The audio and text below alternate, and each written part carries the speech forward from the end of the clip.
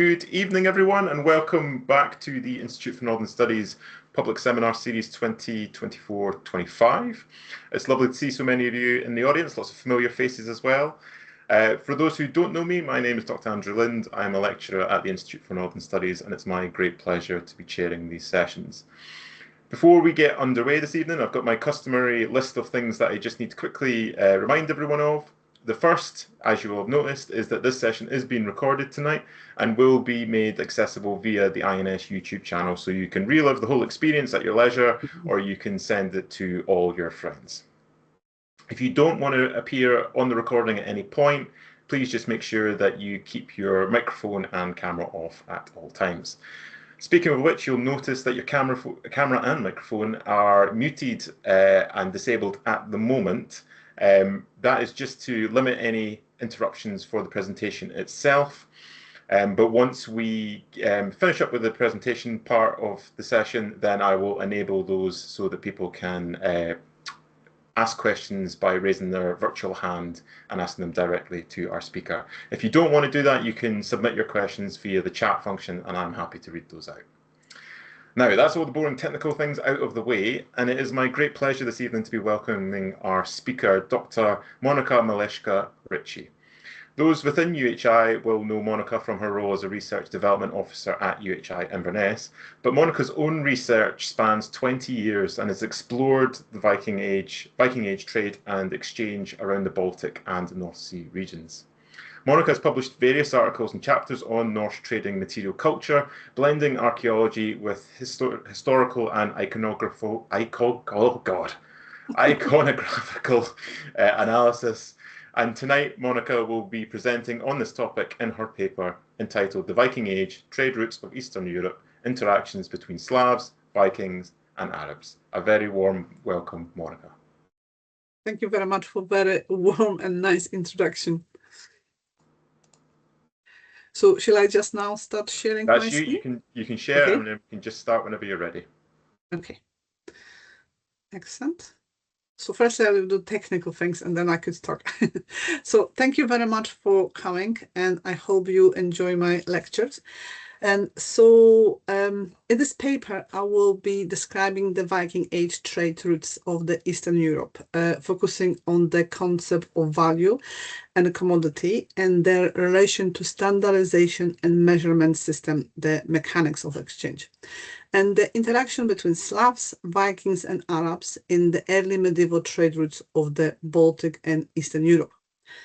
I will examine the archaeological evidence for trade and mechanics of exchange visible in the weight system and standardized goods. We are fortunate to have many dedicated historian description of this world, and so we will also be guided by the accounts of Arabic and Jewish travelers, merchants and diplomats. To be able to understand trade and exchange in early medieval marketplace, we first need to consider the value and particularly the social attributes that form it.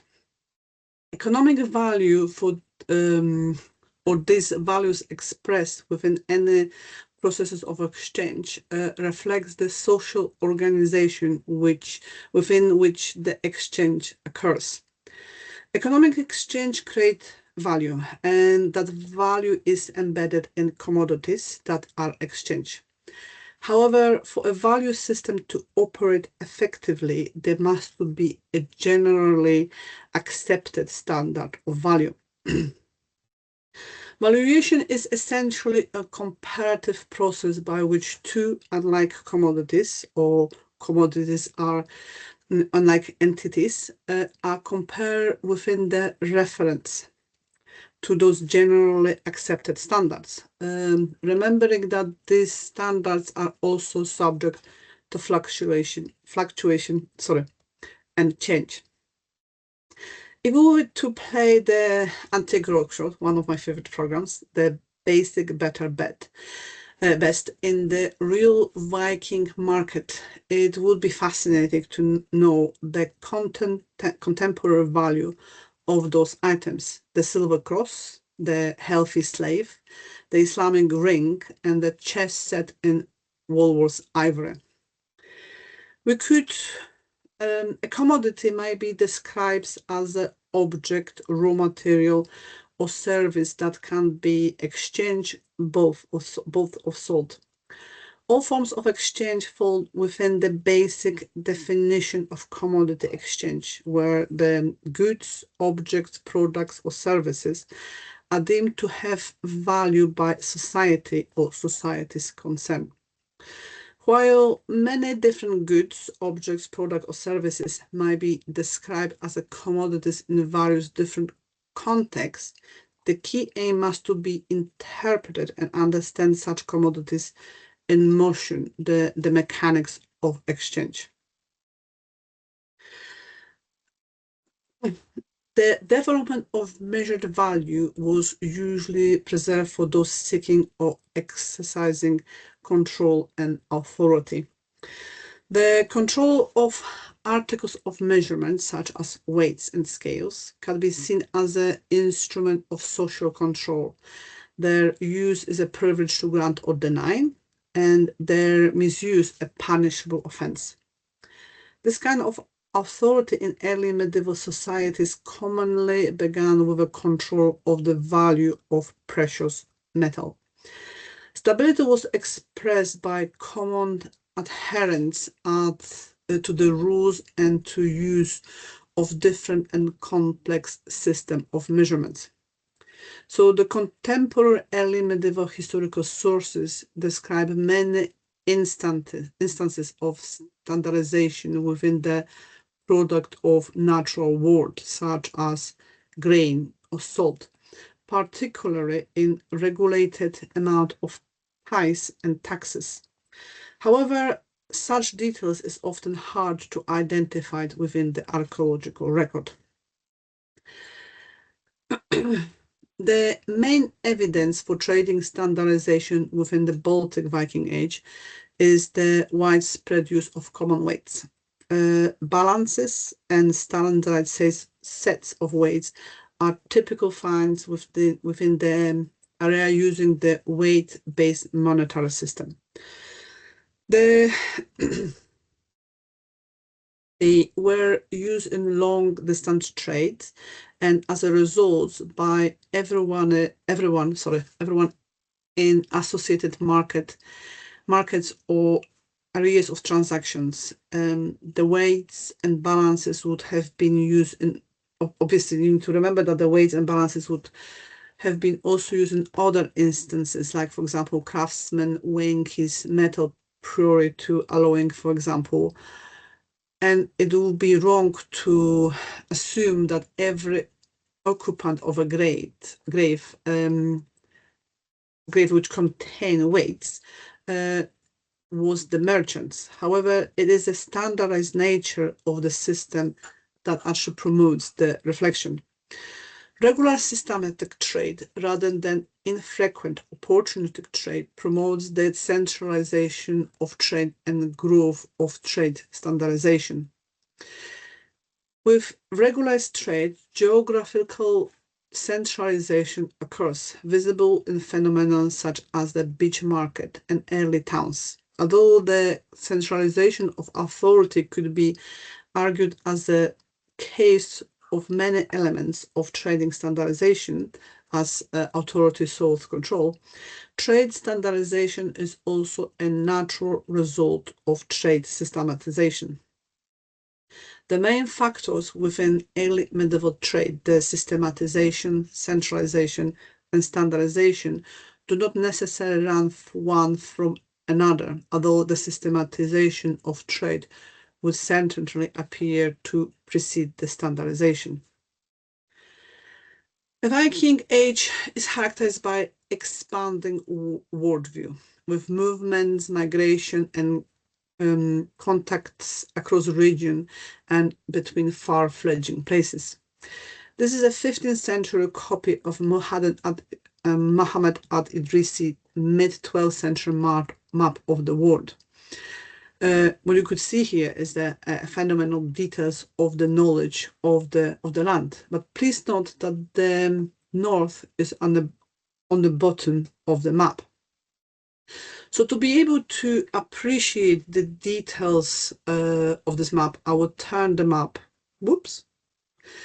for you, so you can easily see the continent of Africa on the bottom, the Arabian Peninsula, Asia in the far east, and Europe with the Iberian Peninsula. We'll be focusing on area around the two main river systems you can see in this extract. The Dnieper and Volga, linking the Baltic Sea to Black Sea and the Caspian Sea retrospectively.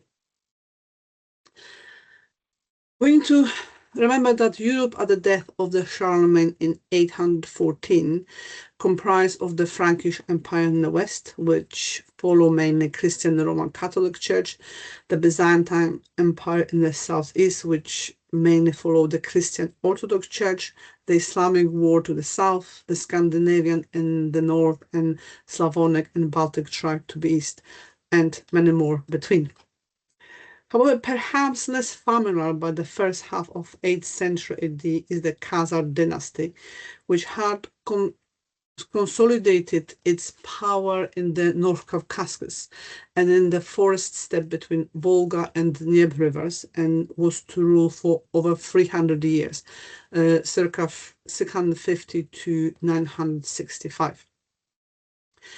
Khazaria and the land of Volga Bulgars, which you could see on the right side of the large map, established around the middle Volga in the early 10th century and were the gateways that made possible the great trade between Islamic world and Eastern Europe and the Baltic. While the Viking expansion to the westward was dominated by Danes and Norwegians, that to the east was dominated by Swedes, known as the Rus, from the Finnish word for the Swede, that eventually give the names to the Russian state. By the 9th century, the Rus were navigating the Volga and Dnieper river systems to make direct trading contact with the Abbasid Caliphate far to the south. During the course of the 9th century, the Rus found merchant towns like Novgorod, or won control of existing Slavonic towns, such as Kiev, and used them as a basis from which to subjugate their hinterlands. By circa 860, Novgorod had emerged as predominant Rus center under a semi-legendary ruler Rurik, who is commonly regarded as the founder of Russian state. Around 882, Oleg, Rurik, kingsman and successor, took control of Kiev and made it the capital of the state that stretched from the Gulf of Finland almost to the Black Sea. Although the Rus gave the name to Russia, nowhere in the vast Kievan states were the Scandinavians in majority. Even the towns were predominantly Slavonic in character, and there is no evidence of Scandinavian rural settlement. The Rus were a military and merchant elite who imposed tribute in furs and slaves and many different objects from Slavonic subjects to trade with the Arabs for silver. However, it might be useful to pause to consider the scale of Abbasid Empire to the south. The Islamic world emerged in the 7th century Arabia, in a region dominated by ancient civilization and cultures, not least the two powerful neighbors of Byzantium and Persian Sasanian Empire. The foundation of Muslim community were laid by Muhammad about 570-632 and his Umayyad successors. However, by AD 750, the Islamic worlds have seen rapid expansion to include territory from Iberian Peninsula in the west to the Transsaxonia in the Indus River in the east. While the Umayyads continued to rule in Iberia and northwestern Africa until mid-11th century, it was the Abbasid dynasty that ruled the majority of Islamic world from Baghdad until 1258. The power of Abbasid Caliphate was centralized, existing mainly in cities and productive area around them. The authority of the Caliph in the peripheries of the Caliphate was maintained by governors, who, as time went on, developed powerful dynasties on their own. One such dynasty was the Sassanids of Khaurasan, who controlled the rich silver mines of Transsaxonia. We need to remember that not only had the Arab instigators of Islam long held a mercantile ethos, but factors such as increased security within the Caliphate, the deliberate removal of all barriers to trade, large social elites, and rapid urban growth all led to increased trade within and between regions. The center of economic activities moved east to the Iranian, former Sassanid, hinterland and its northern outlet, such as Transsaxonia.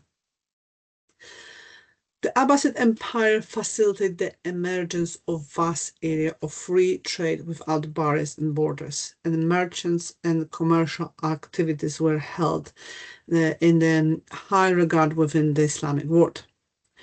The vast commercial hinterland developed, and we need to remember, to the east along the Silver Routes, to the south embracing the whole Indian Ocean, and to the north and northwest reaching out over the steppes to Eastern Europe and territory of today European Russia.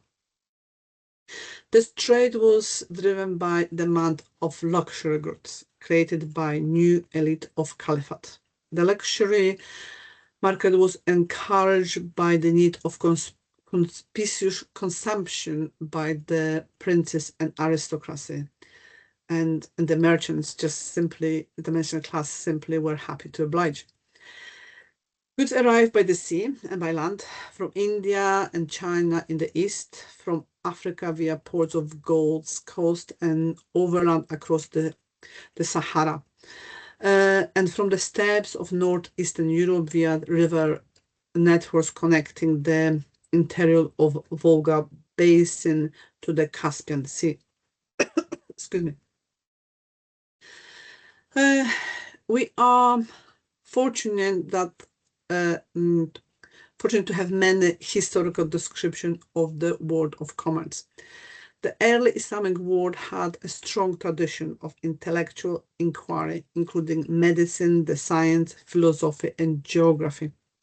A huge number of geographical works were written during the 8th and 9th century, the authors of which were either travelers themselves or used the reports of others, like merchants and ambassadors or slaves. Those written sources have been invaluable in providing details to our understanding of early medieval towns and trade in Eastern Europe. Ibn Khaldun, in his work The Book of Roads and Kingdoms, which have been written around circa 870, records a Viking trade to the east, describing merchants called Rus, which were trading in the Black Sea and the Caspian Sea, and occasionally even transporting their merchandise by camels as far as Baghdad. So I will paraphrase here and just read you a fragment of it. They're tribe from along the Slavs. They bring fur and beaver and the black foxes and swords from the most distant part of the land of the Black Sea. They travel by the river Don to the capital of Khazars. Then they arrive to the Caspian Sea. On occasion, they bring the merchandise on camels to Baghdad, where Slavonic eunuchs serve them as the interpreters. To those interested or familiar with the Vikings, the next author will be very much familiar. Ibn Khaldun was an official who was sent in the name of a Caliph Ahmad Khukhari on the diplomatic mission in AD 921 to court of the king of Bulgars on the Volga River. During his travel, he met many different merchants, including the Scandinavian Rus. In this extract, we could read, and again, I will paraphrase, the moment the boats reach this decks, every one of them disembark, carry bread, meat, onion, milk, and alcohol, and goes to the tall piece of wood set up. The piece of wood has a face like the face of the man. When he reaches the large figure, he says, Lord, I have come from distant land, bring so many slaves, priced at such and such per head, and so many sobos, priced at such and such per pelt. He continues until he has mentioning all the merchandise he has brought with them. The historical sources indicate that the trade in slaves and fur was widespread and clearly at a large scale. We have many different written records describing the slave trade. For example, already mentioned texts written by Ibn Fadlan. However, in this extract, we could read the text is written by Ibrahim Jacob, which was a Jewish emissary, which has been traveling between 961 and 962 to the Western and Central Europe, where he received an audience with Otto I. When he writes about Prague, he also mentions slaves. And now we'll just read this paragraph for you. The city of Prague is built of stone and mortar and is the richest in trade of all the lands. The Russian and Slavs bring goods from the Krakow. Muslim, Jews, and Turks from the land of Turks also bring goods and coins. And they carry away slaves, tin, and various kinds of fur. Excuse me. Fur was a luxury commodity in great demand in the Caliphate as a symbol of wealth. When the Abbasid Caliph Harun al-Rashid died in 809, there was said to have been a stock of 4,000 gubas. Guba is a type of coat, linen with sobol, fennec, and other furs in his treasury. The wearing of fur was very popular among the elites of Caliphate, including wealthy governors, high officials, and merchants. And this popularity created a huge demand within the markets. The most precious fur of the highest quality came from the northeastern Europe. Arabic and Muslim historical sources describe many kinds of fur which were imported into Caliphate. Al-Makudasi, which you have extract here, listed the export from Bulgar in the late 10th century and include sobol, squirrel, ermine, mink, fox, marten, beavers, and hare, specifically a spotted hare. Many types of clothes were made from this furs, including dresses, coats, quilts, bonnets, slippers, and even furry socks. I will love the last one. While the Mediterranean civilization of antiquity viewed the wearing of the fur with disdain as the practice of the barbarian, the Muslim world embraced it as a symbol of wealth and status. For example, the official workshops oversaw the distribution of ceremonial robes to officers, official princes, and ambassadors. The ceremonial robes, many made of fur, were of the same importance as coinage in displaying the power of Caliphate. Fur was transformed from the garb of the alien outsider to an accepted part of dress of high-ranking Muslim. So during the course of the 9th century, demand for fur rocketed. We need to remember that even a relatively small number of wealthy individuals can generate a high demand for pelts. So an extreme example of the scale of demand created by wardrobe of a single individual is that of single robe, in vertical commas, of King Henry IV of England. So an outfit consisting of 9 separate garments incorporated nearly 12,000 squirrels and 80 ermine pelts. However, in the case of caliphates in the 9th and 10th century, however, it is not simply a small number of wealthy individuals or a society lacking in purchasing power or products to sell in exchange. The Caliphate was a highly urbanized society with a rich elite, and able to absorb huge quantity of furs and paying high prices for them. The Northern Arc supplies the Islamic world with the furs that they desire. The Scandinavian traders played the role of middlemen between the Slavonic hunters and trappers that were spread over the forests of the north, and the Muslim merchants who met them at towns such as Volga and Volga River. So we also have archaeological evidence of the fur trade, also include blunt arrowheads of iron and bone designed to avoid damaging the pelts, which you could see. Those kind of arrowheads you could see in this illustration from the 14th century manuscript, and I'll just circle it for you so you could see how blunt is the tip of the arrow. And we also have the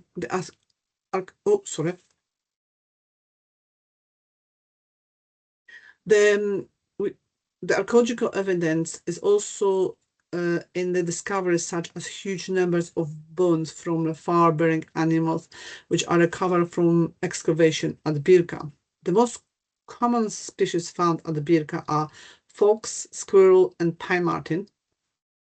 However, rarest species also include brown bear, beaver, wolf, lynx, ermine, badger, otter, polecat, and wolverine.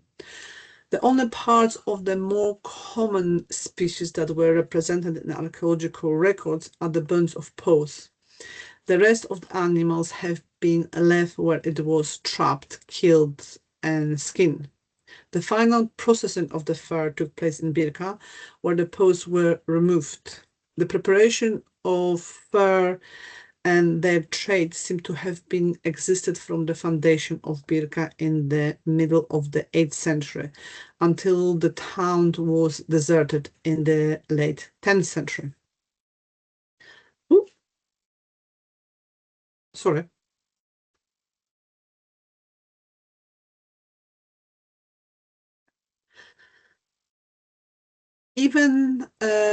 However, we need to remember that many different commodities have been traded. We have many examples from archaeological records, including jewelry, games, combs, religious and iconic symbols, shoes, clothes, knives, and many more.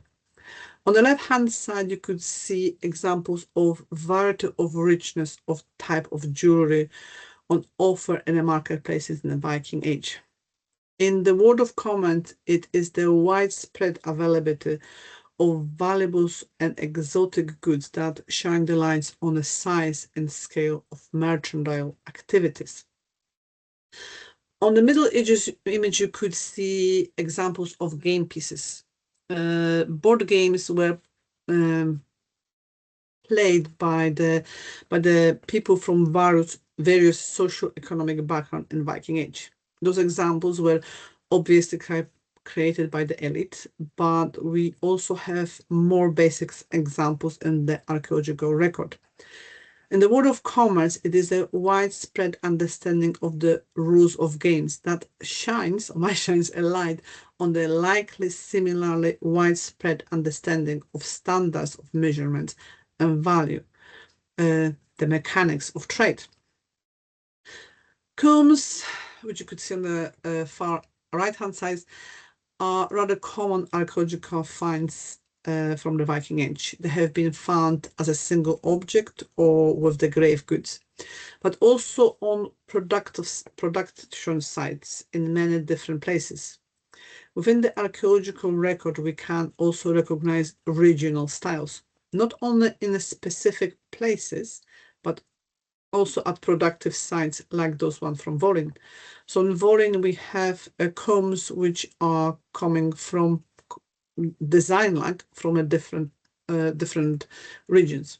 Then excavation of an area of crafts workshop known as a Srebrne Wzgórze in Volyn recover over 39,000 pieces and fragments of horn, or the byproduct of production of combs, dyes, needles, and needle dyes. The scale of such craft production was clearly very large. In a word of comments, local and regional trade included craft production at scale, which with implication for the likely similar large-scale trade in production of rural economy, such as honey and salt. Huge quantities of Arabic silver dirham coins flooded Eastern and Northern Europe as a result of slave fur and fur trade with Abbasid Caliphate, obviously with different objects too, commodities. At present, there is information on over 1,000 hoards containing over containing 5 or more silver dirhams, so in total was over 400,000 Arabic coins. Since many of those coins were melted down upon reaching Eastern Europe, the Baltic and Scandinavia, and countless more hoards will have been discovered and gone unreported over the centuries, or are still buried, the actual number of imported from the Islamic world coins must have been far greater. Some have speculated that there were millions of dirham in territory of today Russia, Poland, and Scandinavia in the 9th and 10th century. The Arabic weight system was adopted, but the coins themselves were not used as a functional coins. When coins were introduced later by the formative kingdoms around the Baltic, they were introduced in modest number, functioning as a symbol of power rather than fully fledged coinage. The silver dirham was not used as a coin in the true sense, but was treated as a bullion or cast into ingots for compact storage or made into jewelry, which could be worn as a conspicuous display of wealth. Both ingots and jewelry could be cut up later if smaller changes were required, and this in archaeology is called a hack silver. The silver was weighed using a small pair of scales, like one of those examples found on this image, which were designed to fold up and fit into a small box for portability. Weights made of lead, iron, or other materials were used by merchants, chieftains, and others to weigh out the silver as required. Both polyhedral and spherical weights with flat spots appear to have been used across the large geographical area. They have been found in Viking Age trading sites and in graves around the Baltic area and in territory of today Russia and Eastern states. The largest number of weights have been found in Sweden. Sperberg examined the majority of the Swedish weights and concluded that there were at least 3 parallel Viking Age weight systems in use on the Swedish mainland and island of Gotland. The two systems with greatest representation of the archaeological records were based on Islamic weight unit of gold, the mitkal, a coin which was weighting which is weighted 4 grams in 4.23 grams.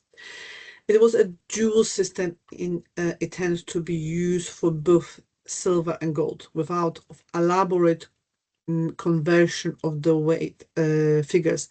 So provide that the gold was exactly 40 times more expensive than silver. The excavation at the town rampart at Birka recovered fragments of the crucible used in the manufacture of iron core spherical weights. This type of crucible has been named Schmezekugeln, and the barrel-shaped iron core was rubbed with copper alloy, then wrapped in a cloth, enclosed in the clay and fire. The heat melted the copper alloy around the iron core, perfectly encasing the iron, as the melting temperature of copper alloy is lower than the iron. such Smörenkugeln have been found at other sites, including Hedeby in Sigtuna. However, in contrast, fragments of Smörenkugeln have not been recovered from the Viking Age sites that has not or only occasionally have evidence of the use of the spherical weights such as Helgo, Ribbe, and Kaupang. Also, solid copper alloyed weights in the same shape have been presented in the Viking Age archaeological record. The reason for such elaborate production of weights is rather significant. The thin copper alloy sealed the iron core and protected it from corrosion, which when you're traveling a lot on the water, I think is quite an important part of it. Fruit has also been discouraged as any alteration of the weight would be immediately visible. Wherever wholly copper alloyed or having an iron core, the spherical weights were smoothened and polished purely to the decoration of the surface of the flat poles using the punch. Whether decoration was chosen, the regularity of the design would seem to suggest that the function as a recognized weight marking. Occasionally, the weights have been decorated with pseudo-Islamic ornamentation, mimicking Arabic writing, such as this example from Gotland. We can compare this style of weights to the weight discovered in Inqaba in modern Jordan and dating to Umayyad dynasty in 8th century AD. Those bronze weights have a variety of shapes and decoration, as you could see. Here they are barrel shape or polygonal facets. These bronze weights relates to two monetary systems, the values of a silver dirham and gold dinar coins. So very similar to the Viking. However, the great majority of weights from Islamic world were made from glass and were inscribed. According to Arabic historical tradition, the Umayyad Caliph Abd Malik, who ruled 685-705, recommended the use of gold weights for the purpose of testing coins. The idea being that the glass would be not susceptible to alteration either by augmentation or by diminution, and that any tempering will be easily detected. There are three main types of early glass coins weights to be used to confirm the weight of the gold dinar, silver dirham, and copper false. Laws ensure that these glasses were kept in good order, and officials were employed to inspect them in the marketplaces. There are other forms of production and standardization visible in archaeological and historical records, and the implication of trade over the wide area. Excuse me. These iron-like objects known as virgins have been found in southern Norway. One end of the bar is flattened, while the other end has either a hole or a hook. They occur mainly in two standardized sizes, respectively measuring approximately 30 centimeters in length and weighing between 100 to 125 grams, and about 15 centimeters in length and weigh 10 to 15 grams, so little things. However, these photographs show unusual versions that weigh 15 grams, but has been chosen to illustrate the regular standardized shape. Slavonic comparison for the Scandinavian virgins are the flat axe-like objects known as a grivna of iron, which take the same form but are slightly larger and heavier. The word grivna is also used as a measure of weight, mainly for silver, and was commonly used throughout medieval Central and Eastern Europe. Hryvnia of iron began to appear in archaeological record from 9th century and have a distribution around the Carpathian Mountains, the territory of today Eastern Czechia. That was historical territory of Great Moravia, and the Małopolska region in Poland around Warsaw, in the historic territory of Wislan tribe. Hryvnia of iron have been found in hoards as individual artifacts and also as a grave goods. So similar to Scandinavian virgins, they also have a hoop or hole which allow them to be kept in bundles, like the example on the right-hand side from Krakow. The most impressive finds in this kind was discovered in 1979 in Krakow in Poland and was dated in the middle of 9th century AD. It comprised of a store or hoard of over 4,000 hryvnia, weighing over 3,500 kilograms in total, and originally deposited in large wooden chests. The hryvnia of iron from Krakow are very roughly standardized in shape, length, and weight. The most measure between 32 to 36 centimeters and weigh between 500 to 800 grams. They were kept in bundles of between 8 and 7. The earliest iron virgins should probably be assigned to the beginning of the late Iron Age in Scandinavia, so circa 6th century AD, and they might have been in use up to the second half of the 9th century. The earliest hryvnia of iron from Great Moravia can be dated from the 8th century, while the hryvnia of iron from Małopolska can be dated from the first half of the 9th century and were used in both areas up to the beginning of the 10th century. It has been suggested that both Scandinavian virgins and Slavonic hryvnia of iron could have been tool blanks created for ease of transportation in readiness for blacksmith forge. However, experimental archaeology has demonstrated that the Slavonic hryvnia of iron were unlikely to be used as a blanks, as the processing of the bars into tools is considerably loss-making in terms of metal. The massive chest, however, from Krakow would certainly suggest an element of wealth accumulation.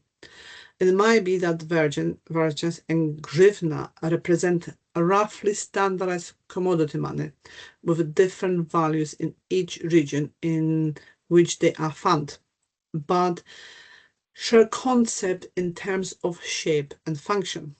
This standardization has implication regarding development role of marketplace authority. Commodity money describes standardized units of material that has intrinsic value, like silver or iron. However, a fiat money, describes standardized unit of material that has not intrinsic value and derives its value from having been established as money by agreement or decree.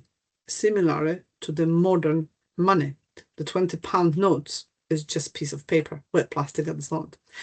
I'm now going to describe an example of development of fiat money. So, according to Ibn Rasta, an Arabic geographer writing between years 903 and 913, furs were main wealth of Volga burghers, and they were used them instead of money. So we could read, they do not have money, they use dalak, Martin Pels. Even every dalak is equal to the 2.5 dirhams, one around white silver dirhams are brought to them from the Muslim countries as exchange for the commodities. Few centuries later, Abu Hamid, an Arabic traveler and merchant, who twice visited the homeland of the Eastern Slavs in AD 1150 and 1153, also describes the role of the furs as a currency. And in this account we could read as follows. Legal tender for the roosts are the old furs of squirrel, which are without bristle or hair, and nobody needs them, and they do not have any use. The value of 18 of this type of pearls is equal to 1 silver dirham.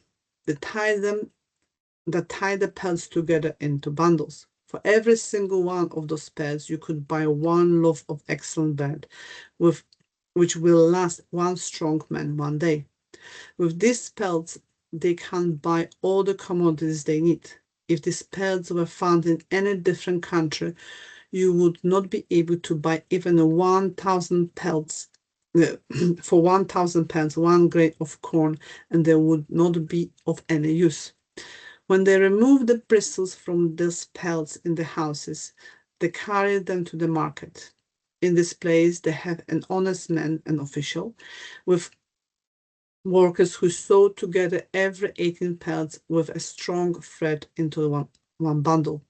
They fasten onto the end of the thread a fragment of black lead, on which the official impressed the king effigy, and then they stamp pearls after pearls until they all have a stamp. Then it is not possible that everyone could reject these marked pearls as payment during or buying or selling.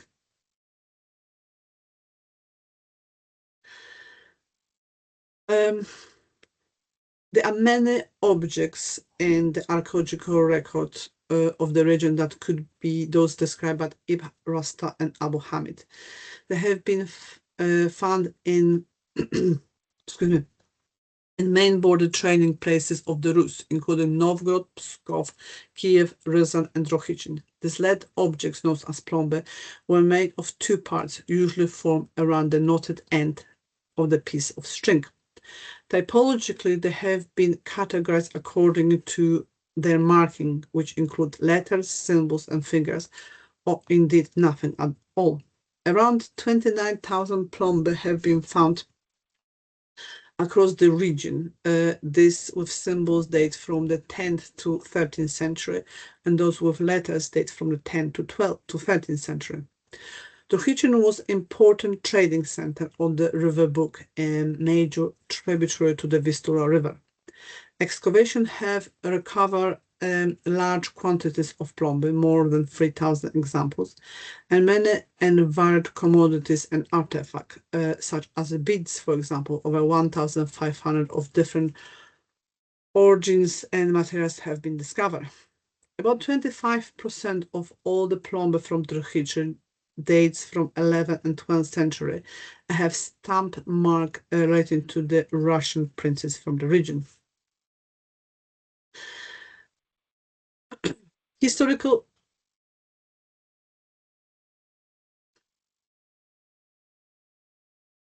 you could see on this image, you could see the plomby from plomby from Drohichin. So historical sources as Ibn Rasta and Abu Hamid and archaeological finds of plomby could indicate a system of representative which represented the fiat money using squirrel and marten pence. One that could be operated and controlled by strong local marketplace authority. Grivna is the main monetary term in written sources of Kievan ruins. It came into widespread use in the second half of the 10th century. So a grivna was standard unit of weight in silver corresponding to northern weights of about 204 grams and a southern weight of 163 grams. Here we are concentrating on the northern standard. A grivna of silver corresponds to the grivna of kuna, which comprised 25 good quality marten pelts. Kuna originates from the Russian word kunitsa, which is the word for marten. A single marten pelt was therefore valued at around 8 grams of silver, which gives that the dirham weight about 3 grams seems to confirm Ibn Rasta 10th century account that the pelt was equal to 2.5 dirhams. Over time, the grivna of kuna, good quality pelts and true commodity money, was replaced by a grivna of dranica, worn squirrel furs used as a representative unit of value or a fiat money. By the mid of 11th century, probably during the reign of Yaroslav the Wise, a bundle of worn squirrel skins fastened with the lead seal of the Duke was declared as a kuna and represented the value of 25 kunas per grivna of silver. The adoption of grivna of dranica was likely stimulated in part by the mid-late 10th century decline in amount of silver arriving from Islamic world and its subsequent decline in availability for use as a commodity money, just as a wider economic prosperity and authority of Kievan Rus was increasing. Interestingly, the Croatian currency named kuna was only replaced by the euro in 2023. So my final example of widespread standardization in units of measurements in early medieval period of Eastern Europe is Slavonic pottery. Slavonic pottery have been found in large quantity through the Baltic, including Scandinavia. Much of the Slavonic pottery found in Scandinavia is of the high standard and was either produced in Scandinavia by Slavonic craftsmen of slaves or arrived as a trade commodity on its own right or as a container for traded goods. Many of these vessels were containers in which foodstuffs were cooked, consumed, transported, or produced. The natural standardization of pottery size or shape depend upon the task for which it was intended. Many have become de facto the measurements of those products. Excuse me.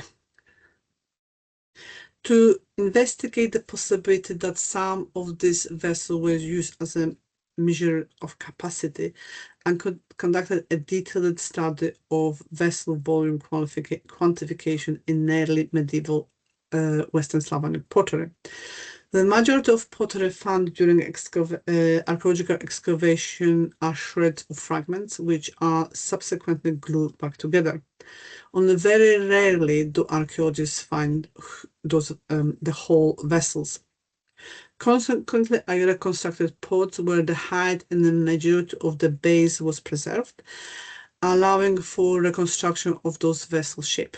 The techniques is simple and very effective and allowed me to calculate the volume of the pots. I studied a large number of published excavation reports and scanned the relevant pottery illustration in order to reconstruct the whole vessel and calculate the volume of the pots.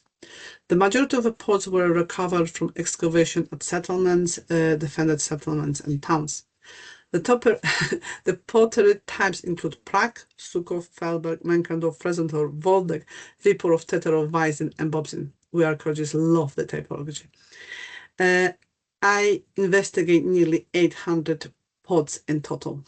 Following what is known about the weight system in use at the time, it seems sensible to look at a rough grouping within the volume present in catalog, and then to search for multiplies. Rough grouping were immediately apparent. Number of pots form cluster around certain size, with distinct gaps forming between, and the multiplies then suggest themselves. Taking a basic unit of 600 milliliters, it would appear that there are distinct clusters around multiplies of 1,800 milliliters and 3,600 milliliters, and associated units between, particularly 2,400 milliliters.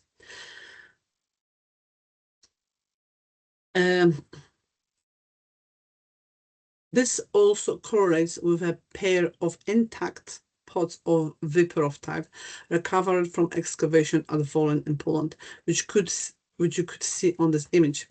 One pot was found inside another. The large pot volume the volume of larger pot was 2,468 milliliters, proving to be twice the capacity of smaller 1,250 milliliters. However, only some of the pottery types, like Feldberg, Meckendorf, Viporov, Teterov, and Bobzin, confirms to the patterns. The others do not appear to have any recognizable characteristic of volume standardization. And to conclude, the main thread running through the study of group of towns and trade in Baltic region during the early medieval period of Viking Age is trading network itself. Between the 9th and 11th century AD, an area including Scandinavia and Central and Eastern Europe can only be described as one zone of exchange, with the Baltic Sea as an axis of trade. The development of this trade network owed much to the influence of Islamic world, an influence most readily visible in distribution of the silver Arabic dirham within the archaeological record, but also in the use of Islamic-inspired weight system. The region eagerly embraced the dynamic economic strength of Caliphate, and Islamic notions of trade and the importance of mission standards were clearly transferred. The growth of towns is likely to be the growth of towns is linked to the opening of the trade routes along the northern arc, from the Baltic Sea along the river system to the Black Sea and to the Caspian Sea. During the 9th and 10th century, Arabic silver flooded into region, with perhaps millions of silver dirhams arrived during the period. This is evidence that the silver arrived very quickly, with often little time lag between the striking of the dirham in the south and its deposit in the north. The silver was largely exchanged for foreign slaves, both in general demand in Islamic world of commerce, and the silver flooded north. So did the ideas and concepts such as measure of value, the mechanic exchange. So I hope that you enjoy my talk and that I give you some food for thought. So thank you very much for listening. And I will stop sharing now. Ooh. Thank you. Super. Thank you very much, Monika. I'm sure there's going to be lots of questions. I certainly learned a lot throughout that. Folks, I have allowed everyone to switch on their cameras and their microphones if you'd like to ask the question directly to Monika, or like I said at the beginning, you can use the chat function and I can read those questions out. I'll maybe get things going, and I asked this question from a complete point of ignorance.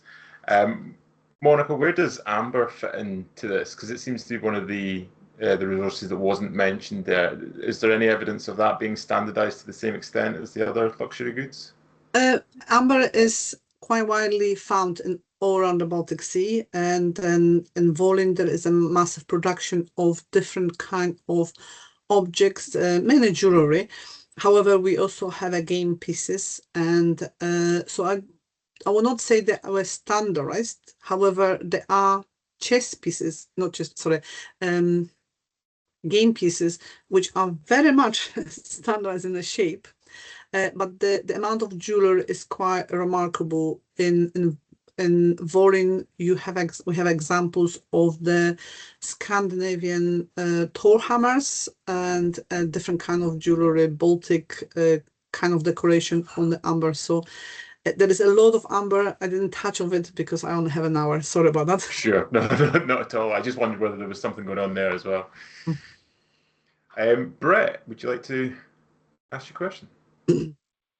Yes, hi. That was a wonderful presentation. Thank you. And I just wanted to ask, with the interaction between the Vikings and the Slavs and having Slavic people living in South Scandinavia, mostly Denmark and Skåne, Sweden, and then eventually a little bit up north, would you say that there was a hybrid culture that was formed between the two groups?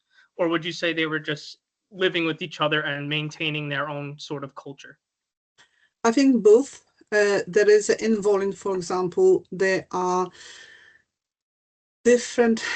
So let's start from the beginning. The written sources, Adam Bremen is writing about that the people with different religions are very welcome to Volyn, but they need to practice their religion behind closed door. So that's quite interesting that we have a different kind of furnitures, which are definitely in style of Viking decoration. They are graves, for example, one in Kaudusu, which have a double burial, which is male, have a quite considerably Scandinavian style of equipment. They have there is a sword, there is the belts, the decorations are predominantly Scandinavian, and he's lying next to this women which have a predominantly Slavonic jewelry, and she's richly dressed. So in one grave you have a marriage of the Scandinavian men and Slavonic women. In outside Stara Ladoga, there is a cemetery which is divided in three. You have definitely people from Ugru Finns, the Scandinavians and Slavs, and they're sort of separate in this grave. So, however, we know that the Scandinavians, which have been going for the let's say travels to the south, they have companies which have been mixture of different ethnic groups. So I think, I don't know if that's answering your question, but I think it's both. It's like today, some people will mingle and some people will not mingle. So I hope that's answering your question. Yeah, it definitely does help. I'm writing my thesis on the topic, so I'm trying to find like the fine line, because I see both sources where you say. So it definitely helped a lot. Thank you so much. Oh, no problem at all. Perfect. Okay. There's a few questions in the chat, so I'll maybe move over to there for a moment. The first is from Jay. What about textiles? I know that Valmal or woolen textiles are standardized units of commodity in Iceland. What about elsewhere? So there are written sources. Excuse me. They are talking about, so Ibrahim Jakub, for example, are talking about handkerchiefs which have been used in Prague as a equivalent of money. So that's another spin of the fiat money, another example of fiat money. And we have some finds in archaeological finds which contain the finely woven handkerchiefs, and they are finds of the handkerchiefs which are more or less the same size, excuse me, which have been found in the pots with silver, and some of the silver have been put inside the piece of cloth. So there's this discussion, is that actually a type of putting a small bundles of coins in the little piece of cloth for easy use, and you just grab the one bundle of cloth with the silver and then give it to somebody. However, there's also in some of those pots there are also layers of silver divided by the handkerchiefs. So this written source, and also a later written source, which completely at this moment escaped me, the author, I think is Adam from anyway, but in the 12th century, he's also writing that Pułabian Slavs are using handkerchiefs as a money. So that's a possibility. I think that this is possibility of using money, little pieces of cloth as a money. Obviously, the Scandinavian woven fabric is well known in Iceland. I also think it's Shetland also used to use this as and possibly Orkney also use this fabric. But the fabric is in general terms quite widely used as a money in different cultures around the world, and we have quite a lot of ethnographical examples for it. So why not a Viking Age? So I hope that's answered the question. Oh, it does. Yeah, very, very interesting. Slightly different question now from Jay Hooper. Thank you, Monika, for a very interesting talk. Has there been any work done on the ecological impact of the fur trade at different times? Pass. Don't know. Okay. Well, that was a nice Sorry intro. about that. I'm not going to say something which I don't know. Okay. There might be. I'm not doubting it. I just no. I'm not familiar with it. Yeah. I was actually thinking something similar in terms of the scale of the amount of furs that are clearly being traded. What kind of environmental impact is that having? Um, But if we don't know, we don't know. So we'll move on.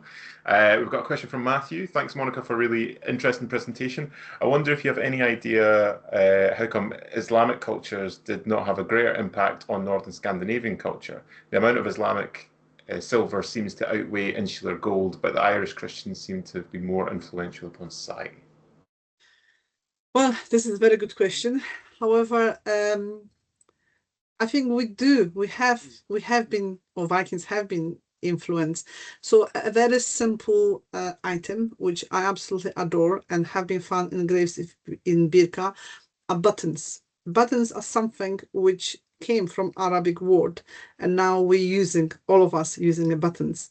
So evolution of buttons is something fascinating, and we know that so another thing which is also came and influenced quite heavily Islam, Baltic or generally Viking word is stirrups. Stirrups are actually invention of Arabs, and the first finds of Arabic of stirrups in Arabic in the Islamic in the Viking territory is in Sweden. The name completely escaped me, and that's coming from 10th century.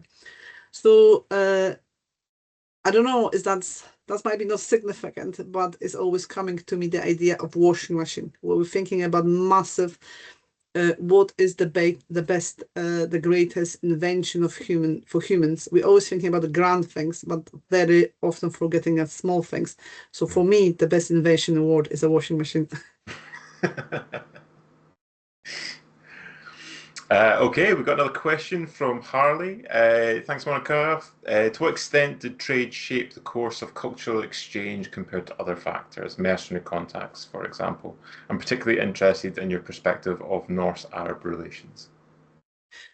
So we know that there's quite a lot of Slavonic slave women have been traded.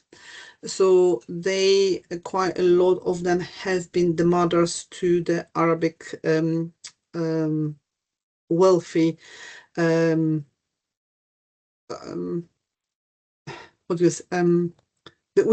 know that the Slavonic women have been in the court of the caliphs, and there's one Slavonic woman which definitely have been influencing her son very much. The Arabic, for example, there is in Slavonic the jewelry is quite a lot influenced by the Arabs. So in the territory of Slavonic land, you have a very specific jewelry with granulation, and most likely granulation came from the Arabic word.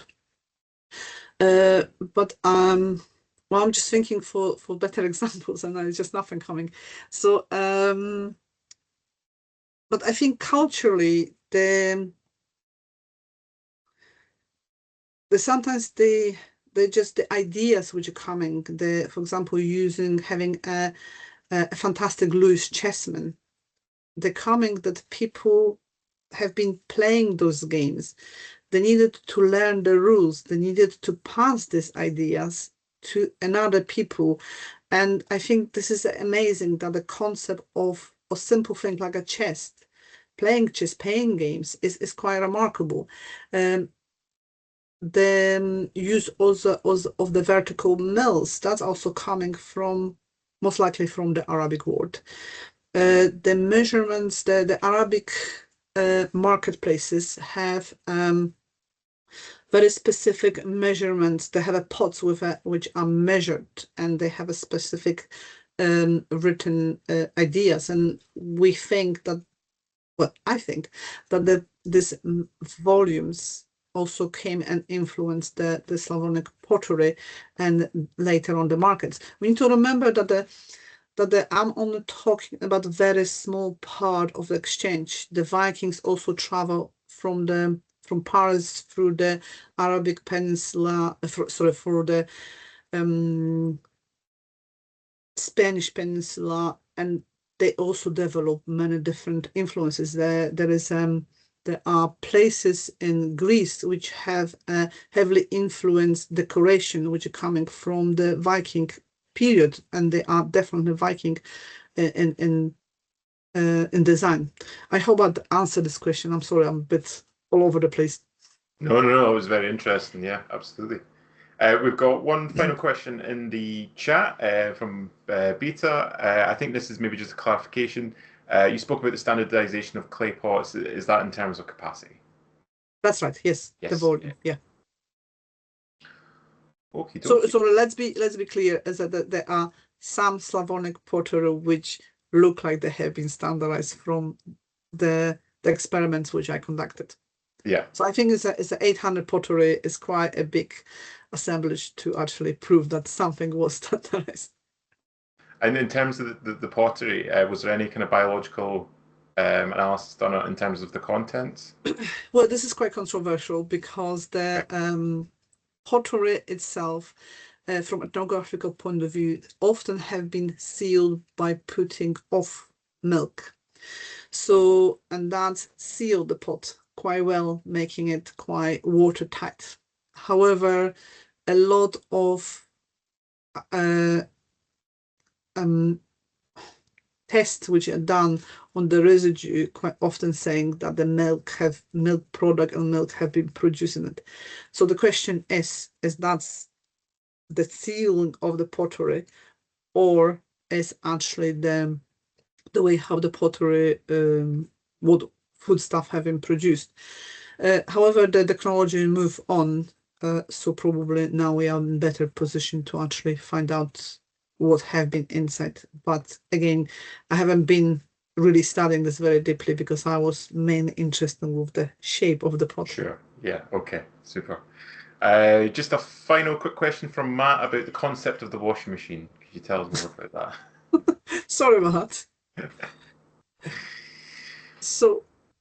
No, I just think that we always try to see a grand thing, the things we're changing quite a lot, but we sometimes oversee the things which we're using on every day, and they are change the way how we think and how we're doing things. So yeah, sorry about comparing this to a washing machine, but No, not at all. No. I think Matt panicked there because it was a joke. that's okay. I think we will draw things to a close there. Monika's been very generous in the discussion, and we are pushing on for time. But thank you, everyone, for your questions, and I'd ask you all to join me in the kind of standard INS awkward online applause for our speaker tonight. Thank you very much, Monika.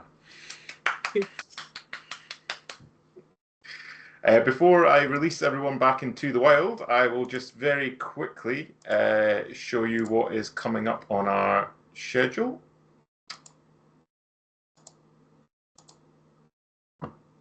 So this is the last seminar for this academic term. We'll be back in the new year, and we're roaring in force in February on the 27th with a paper from Dr. David Zori from Baylor University, who will be presenting on the Viking settlement of Iceland. So please do make sure you join us for that one. But on behalf of everyone at INS, make sure that you all have a restful festive break, sorry. And we will hopefully see you all in 2025. Thank you again, Monika, for joining us, and we will see you all in the new year. Bye for now. Thank you. Bye now. Thank you.